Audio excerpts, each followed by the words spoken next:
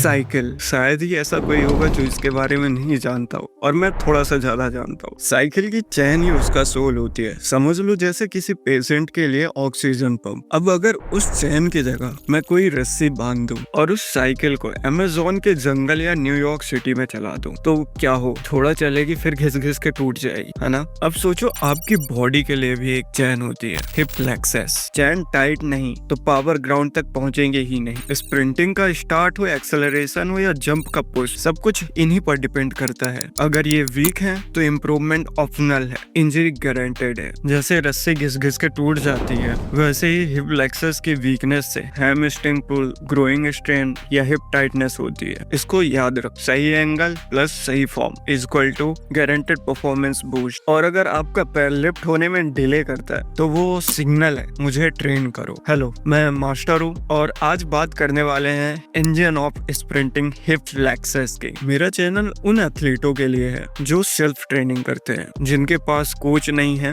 पर पैशन बहुत है। मैं भी आपकी तरह ग्रो कर रहा हूँ और मैं चाहता हूँ आप भी अपने गोल्स तक पहुँचे। तो चलो साथ मिलकर स्प्रिंट करते हैं नॉलेज के ट्रैक पर। सब्सक्राइब कर लो ताकि ये जर्नी हम दोनों की हो जाए। एक्सेलरेशन हो या टॉप स्पीड, लॉन्ग जंप हो या बास्केटबॉल की जंप, हिप फ्लेक्सस एक ऐसी मसल्स है जो सबसे पावरफुल वे में कॉन्ट्रैक्ट शूट करती है या फैलती है। हिप फ्लेक्सस मोशन के लास्ट फेज में एक्टिव होती है और वही फेज सबसे क्रिटिकल होता है। मान लीजिए एक एथलीट वर्टिकल जंप कर रहा है तो सबसे पहले उसकी नी और एंकल एक्सटेंड होते हैं, फिर बॉडी का अपर पार्ट फॉलो करता है और वहीं पास आखिरी में हिप फ्लेक्सस पूरी बॉडी को स्ट्रेच कर देता है। और यही लास्ट एक्सटेंशन फेज ही हिप फ्लेक्सस को सबसे यूनिक और एक्सप्लोसिव बनाता है। आपकी बॉडी में जितनी भी स्ट्रेंथ पावर जनरेट होती है वो सब पैर के एक्सटेंड होने के बाद हिप जॉइंट के पास से पास होती है। तो जितना फास्ट आपका हिप मूव करेगा उतनी ही तेज आपका वर्टिकल पुश होगा और उतनी एक्सप्लोसिव आपकी मूवमेंट दिखेगी। अगर ये बात थोड़ी कंफ्यूजिंग लगी हो तो वीडियो को थोड़ा पीछे करके एक बार फिर से सुन लो, क्योंकि यही पॉइंट बहुत इंपॉर्टेंट है। अब यहाँ पास मैं ये क्लेम नहीं कर रहा हूँ कि इस चीज से आपकी जंप हाइट तुरंत बढ़ जाएगी, पर आप जब ग्राउंड पे होते हो तो एक मूवमेंट आता है जहाँ आपका एक पैर आगे होता है और एक पैर पीछे होता है, और ये पोजीशन होती है फोर्स ट्रांसफर की आखिरी स्टेज। यहाँ पर ही हिप फ्लेक्सस का सबसे बड़ा रोल आता है। इसी पॉइंट पर एक्सप्लोसिव हिप एक्सटेंसस दिखाई देता है और यही डिसाइड करता है कि आपके पीछे वाला पैर कितनी जल्दी आगे आएगा। वर्टिकल जंप के दौरान फोर्स नीचे से ऊपर की तरफ ट्रेवल होता है, पैर से लेके हिप तक, और जब हिप फ्लेक्सस आपके आखिरी फेज में एक्सटेंड होते हैं तो बॉडी ओवरऑल स्पीड और मोमेंटम बढ़ा देती है। लेकिन जरूरी नहीं है कि जंप हाइट भी बढ़ जाए। जो ये फेज यहाँ तक नहीं समझ में आया तो एक बार फिर से बैक करके देख लो, क्योंकि यही कॉन्सेप्ट आपके मूवमेंट का फाउंडेशन है। मैं इस बात से एग्री करता हूँ, आखिरी और सबसे इम्पोर्टेंट स्टेज हिप फ्लेक्सस का ही होता है, मगर 100% कहना गलत होगा।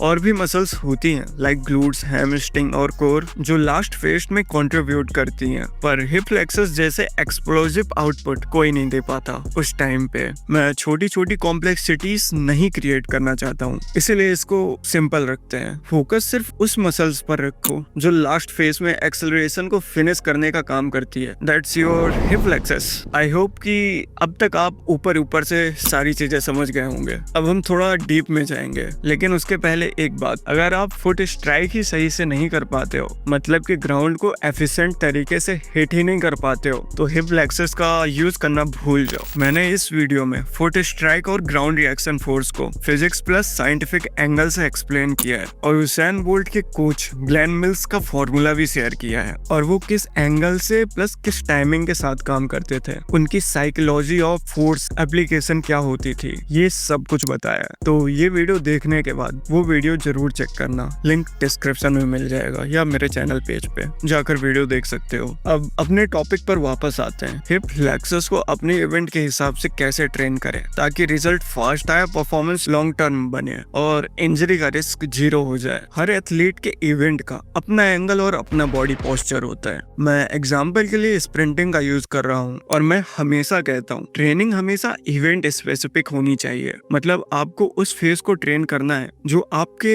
परफॉर्मेंस का वीकेस्ट लिंक है। स्प्रिंटिंग में सबसे क्रिटिकल पार्ट होता है एक्सेलरेशन फेज। जब आप स्टार्टिंग ब्लॉक से निकलते हो तो पहले 3 स्टेप सबसे क्रिटिकल होते हैं, सबसे ज्यादा डिसाइड करता है कि आपके आगे वाले स्टेप की मूवमेंट कैसी होगी। अगर आप आपका पहला स्टेप वीक है तो वही आपकी ट्रेनिंग पोजीशन होनी चाहिए। हिप फ्लेक्सस का मेजर रोल होता है पैर को आगे लाना और स्ट्राइड को एक्सप्लोसिव बनाने में। फर्स्ट स्टेप के थोड़ा पहले बॉडी पूरी तरह से एक्सपेंड होती है, इसको हम कहते हैं ट्रिपल एक्सटेंशन। एंकल, नी और हिप एक लाइन में होते हैं। अब वही पोजीशन रिक्रिएट करो। एक पैर में रेजिस्टेंस बैंड लगाओ या केवल मशीन से रेजिस्टेंस लो, फिर उस लेग को एक्सप्लोसिव कॉन्ट्रैक्शन के साथ ऊपर लाओ और कंट्रोल के साथ वापस ले जाओ। बस यही परफेक्ट ट्रेनिंग स्टाइल है, speed plus control plus right angle. और ये याद रखो, ये यूनिवर्सल रूल है। जो फेस आपका वीक हो उस पोजीशन को आइडेंटिफाई करो और उसको रेजिस्टेंस के साथ मास्टर करो। ये सिर्फ हिप फ्लेक्सर के लिए नहीं, हर मूवमेंट स्पेसिफिक ट्रेनिंग के लिए गोल्डन फॉर्मूला है। बाकी की रैंडम एक्सरसाइज को इग्नोर करो क्योंकि क्वांटिटी से ज्यादा क्वालिटी मैटर करती है। तो चलो प्रैक्टिकल पार्ट शुरू करते हैं। अब मैं आपको 3 एक्सरसाइज बताने जा रहा हूँ जो डायरेक्टली आपके रनिंग मैकेनिक्स से मैच खाती हैं और हिप फ्लेक्सर को एक्सप्लोसिव बनाती हैं। फर्स्ट, रेजिस्टेंस बैंड नी ड्राइव। एक बैंड एंकल पर लगाओ और दूसरा एंड सपोर्ट पर टी करो। अब अपने स्प्रिंट स्टैंस में जाओ, एक लेग को एक्सप्लोसिव स्पीड में आगे लाओ और फिर कंट्रोल के साथ वापस ले जाओ। यही ड्रिल एक्सेलरेशन और हिप फ्लेक्सर्स दोनों को ट्रेन करती है। दूसरा है single leg step up with drive. Bench या बॉक्स लो, एक पैर से स्टेप अप करो और दूसरे पैर को एक्सप्लोसिवली नी ड्राइव करो, फिर कंट्रोल के साथ नीचे आओ। ये ग्राउंड फोर्स और ट्रेनिंग इंप्रूवमेंट करती है, स्पेशली स्प्रिंटिंग और लॉन्ग जंप के लिए। तीसरा है स्प्रिंट स्पेसिफिक मार्च ए ड्रिल। हाई नी मार्च करो परसिस्टेंस के साथ, फुट स्ट्राइक और नी लिप परफेक्ट रखो। ये न्यूरोमस्कुलर कोऑर्डिनेशन और रियल स्प्रिंटिंग रिदम डेवलप करती है। बस इनमें से 2-3 एक्सरसाइज सेलेक्ट कर लो जो आपके इवेंट के वीकनेस फेज से मैच करती हो। उन्हें कंसिस्टेंसी के साथ प्रैक्टिस करो और आप डिफरेंस फील करोगे, not just a strength but in acceleration और कंट्रोल में भी। अगर आपको लगता है कि इस वीडियो ने आपको हिप फ्लेक्सस और ट्रेनिंग के रूल में क्लियरिटी दी है तो लाइक जरूर कर सकते हो। ये एक क्लिक मुझे और आप जैसे कई एथलीटों तक ये नॉलेज पहुंचाने में बहुत मदद करती है। अगर आप चाहते हो कि नेक्स्ट वीडियो में मैं रिकवरी और इंजरी प्रिवेंशन कवर करूं तो कमेंट पे लिख दो नेक्स्ट फेज, और नए हो तो सब्सक्राइब जरूर कर लेना। ट्रेन स्मार्ट, स्टे कंसिस्टेंट और अपने गोल्स को स्प्रिंट करके पकड़ लो।